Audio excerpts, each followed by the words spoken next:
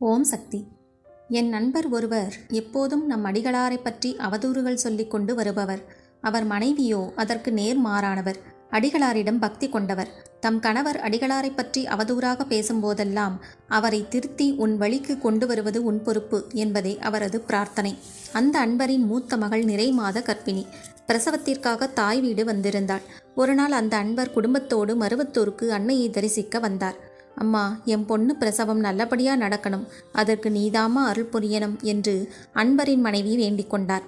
அப்பா, கோயிலுக்கு வந்ததுதான் வந்தோம், அடிகளாரையும் தரிசனம் செய்துவிட்டு போகலாம்பா என்றாள் மகள். தோப்பார், இதெல்லாம் எனக்கு பிடிக்காத விஷயம் தெரியும்ல என்று அடக்கிய அன்பர் பிறகு சரி சரி, பிள்ளத்தாச்சி பொண்ணு ஆசைப்படுற, உன் ஆசையை கெடுப்பானே, வா போகலாம் என்று கூறியபடி அடிகளார் தங்கியிருந்த அருட்கூடத்திற்கு அழைத்து வந்தார். அடிகளார் அவர்கள் புன்முறுவல் பூத்தவாறு, வாய்யா, என்ன விஷயம்? உனக்கு சட்டியில் இருக்கிற தயிர் பிடிக்குது, சட்டி பிடிக்கல. அந்த தயிரை உள்ளே வச்சிருப்பது சட்டி தான். சட்டியும் அம்மா தான், தயிரும் அம்மா தான். இரண்டையும் சரிசமமாக நினச்சிக்கோ. இந்த சட்டியை போக போக புரிஞ்சுக்குவ. உன் மக பிரசவம் நல்லபடியாக நடக்கணும், அதுக்கு தானே வந்த. உன் மக பிரசவத்தை அம்மா பார்த்துக்கும், எல்லாம் நல்லபடியாக அமையும் என்று கூறி விடை கொடுத்தார்கள்.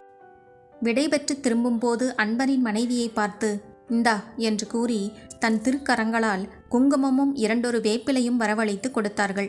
வெளியில் வந்த அன்பர் மனைவி ஆனந்த கண்ணீரோடு, தோ பாருங்க, அம்மா குங்குமமும் வேப்பிலையும் வரவழைத்து கொடுத்தது என்று சொல்லி மகிழ்ந்தார்.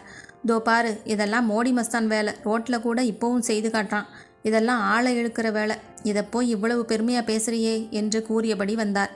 வீட்டுக்கு வந்து சில நிமிடங்களில் மகளுக்கு பிரசவ வலி ஏற்படத் தொடங்கிவிட்டது. அன்பர் மனைவி அம்மாவையும் குருநாதரையும் வணங்கிவிட்டு மகளை தனியார் மருத்துவமனை ஒன்றில் சேர்த்தார். மகளின் உடல்நிலையை பார்த்து பரிசோதித்த டாக்டர்கள், இந்த பெண்ணுக்கு ஆப்ரேஷன் பண்ணி தான் குழந்தை எடுக்கணும், அப்போதான் தாயும் குழந்தையும் நல்லபடியாக இருப்பாங்க. அப்படியே ஆப்ரேஷன் பண்ணலாம்னா இரத்த கொதிப்பு அதிகமாக இருக்குது, எப்படியோ நாளைக்கு ஆப்ரேஷன் பண்ணிட்டா நல்லது என்றனர். அன்பரின் மனைவி என்ன செய்வதென்று புரியாமல் அம்மாவை வேண்டி மூலமந்திரம் சொல்லி, குரு போற்றி 108 மந்திரம் சொல்லி ஒரு டம்ளரில் திருநீரும் அடிகளார் கொடுத்தனுப்பிய வேப்பிலையில் ஒன்றும் கலந்து மகளுக்கு ஊட்டினார். மறுநாள் பரிசோதிக்க வந்த டாக்டர், இப்போ ப்ரெஷர் நார்மலாக தான் இருக்குது, ஆப்ரேஷன் இன்றைக்கே செய்துவிடலாம் என்று கூறி ஒரு ஊசியை போட்டுவிட்டு வெளியே போனார்.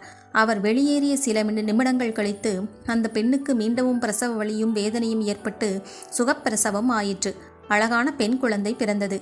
இதில் ஆச்சரியப்படத்தக்க விஷயம் என்னவென்றால், பிறந்த அந்த குழந்தையின் நெற்றியில் திருநீற்று பூச்சும் முழு வேப்பிலை ஒன்றும் மின்னியது. மென்று தின்னப்பட்ட வேப்பிலை முழுதாக நெற்றியில் வந்து ஒட்டியது எப்படி?